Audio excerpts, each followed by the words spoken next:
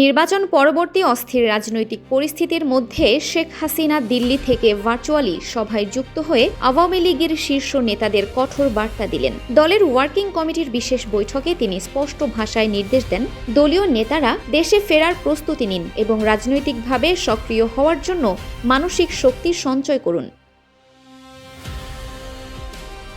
তার এই বক্তব্যে রাজনৈতিক অঙ্গনে তৎক্ষণাৎ নতুন জল্পনা তৈরি হয়েছে, বিশেষ করে যখন তার নিজ অবস্থান নিয়ে এখনও দেশের বাইরে ভারতীয় গণমাধ্যম নিউজ 18 বাংলার এক প্রতিবেদনে উঠে এসেছে, ঢাকার এক প্রেসিডিয়াম সদস্যের বাসভবনে আয়োজিত বৈঠকে নেতারা সমবেত হলেও বৈঠকের কেন্দ্রবিন্দুতে ছিল দিল্লি থেকে যুক্ত থাকা বাংলাদেশের সাবেক প্রধানমন্ত্রী শেখ হাসিনা। তিনি ইঙ্গিত দেন, দলের উপর জারি থাকা নিষেধাজ্ঞা অবৈধ ও ভিত্তিহীন এবং এটি প্রত্যাহার না হলে দল নিজস্ব সিদ্ধান্তে নতুন কর্মসূচি ঘোষণা করবে। তার কথা স্পষ্ট ছিল, চাপ সৃষ্টির চেষ্টা, যা বর্তমান সরকারের প্রতি একটি রাজনৈতিক বার্তাও বটে। এ সভায় তিনি নির্বাচন নিয়ে দলের অবস্থান আরও জোরদার করেন। তার বক্তব্যে অতীত নির্বাচনের বিতর্ক টেনে এনে বর্তমান সরকারের ওপর চাপ বাড়ানোর কৌশল লক্ষ্য করা গেছে।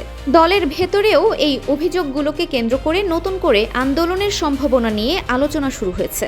একই সঙ্গে তিনি দাবি করেন, দলকে নিষিদ্ধ করার মতো কোনো অপরাধ আওয়ামী লীগ করেনি, বরং ডক্টর মোহাম্মদ ইউনূস নেতৃত্বাধীন অন্তর্বর্তী সরকারকে তিনি সরাসরি অবৈধ আখ্যা দেন এবং বলেন, অবৈধ সরকারের দেওয়া নিষেধাজ্ঞাও বৈধ হতে পারে না। ফলে বর্তমান সরকার নিষেধাজ্ঞা প্রত্যাহার করবে বলে তার প্রত্যাশা। বৈঠকে অংশ নেওয়া একাধিক নেতার মতে শেখ হাসিনার কণ্ঠে ছিল অস্বাভাবিক আত্মবিশ্বাস। এমনকি তিনি দাবি করেন, আন্তর্জাতিক মহল ত্রয়োদশ জাতীয় সংসদ নির্বাচনকে স্বীকৃতি দেবে না। অন্যদিকে নেতাদের দেশে ফেরার নির্দেশ অনেকে দেখছেন সম্ভাব্য সমঝোতা বা নিষেধাজ্ঞা প্রত্যাহারের ইঙ্গিত হিসেবে। তবে সমালোচকদের প্রশ্ন, যিনি নিজেই এখনো দেশে ফিরতে পারছেন না, তিনি কিভাবে হঠাৎ নেতাকর্মীদের দেশে ফিরতে বলছেন? রাজনৈতিক অঙ্গনে তাই নতুন প্রশ্ন জেগেছে। হাসিনার নির্দেশে কি সত্যিই দেশে ফিরবেন নেতাকর্মীরা, নাকি এটি আরেকটি রাজনৈতিক চাপ সৃষ্টি করার কৌশল? Arefin Farha, desk report, DSK TV।